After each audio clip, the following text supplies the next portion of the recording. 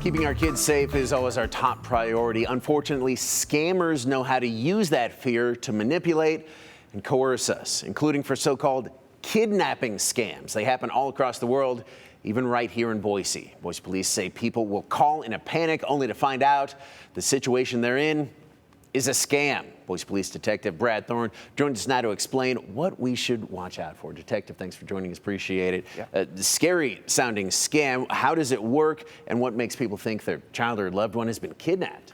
Like most scams, it works because they play on the emotion of the loved one, right?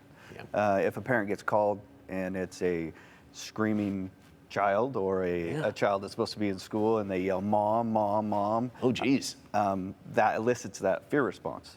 And it's even happening to kids where it's a younger sibling that they hear the voice, or, Oh, wow. or even a recording of a baby crying, and then they get contacted by the scammer that gets on the phone and says, "Hey, do what I say, send me this money," or whatever they're after at that time. So it elicits that fear response. Really makes you not be able to think logically, and then you panic.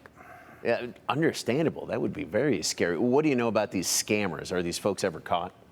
They are caught sometimes. We're finding more and more. A lot of them are foreign, right? They're not on our soil, and so it makes it a little bit more difficult. But we can always try to follow the money, the payment. Sometimes it's gift cards, sometimes it's Bitcoin, things like that. So they are getting caught, but it is hard. Okay. What should people do if they get a call like this? First, if you possibly can, stop and breathe for a second, right? Yeah. The panic is what they're trying to get, and if you can not panic and think, and then you can make decisions based on logical thought. You can text 911. You can put it on speakerphone, text 911, and you can have an officer come out, right? If you're with somebody else, have them, let's say if I'm a parent and I'm with a family member, have them contact the school or wherever the child's supposed to be at. Gotcha. And confirm. So you question, you keep them on, you get as much information as possible, but it's all about not completely panicking and having steps to take forward. And I would say, because these things are out there, it's important to talk about it before it even happens. Yes, right. So you know what to expect, maybe have a plan in place, sort of like we just talked about. Yeah, have a scam plan, have a code word, a family code word. So if they're using AI and it really is your child's voice, then you can say, "Hey, what's the code word for our family?" And if they can't provide it, then you know it's AI.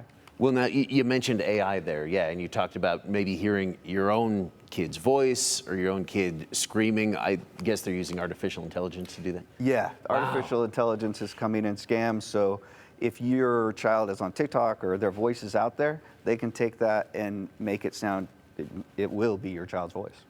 Wow, really scary. So again, the main takeaway though, sort of educating people like you're doing right now so they can think about this beforehand so they don't panic. In this era, you're going to get contacted by any number of scams, and so having a scam plan with your family of what would happen if, because these are, they're contacting grandma and grandpa, they're contacting the kids, they're contacting the parents. And so there isn't any part of the family that isn't getting hit with these and other scams, so having that discussion as a family is huge. Detective, really important stuff. Thank you so much for joining us today. Hector Mendoza joins us next with a look at your forecast. Spoiler alert, still hot.